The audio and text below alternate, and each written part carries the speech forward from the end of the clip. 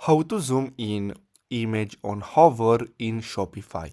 So you're gonna have to go to the App Store and then simply install this app here. But as you can see, this has a one-time charge, or if you want, so I found this forum post, or you can simply install this one here.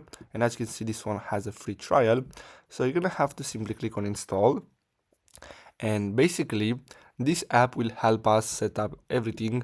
Now of course, if you know how to code, there are tutorials about how to set up this with code, but it's complicated. So here you're gonna have to simply, as you can see, we have the app that will help us basically hover. So as you can see, zoom preferences, app is enabled. So basically now whenever we hover our mouse to a photo, is gonna have this zoom effect. So basically that's all you have to do. Thanks for watching, guys.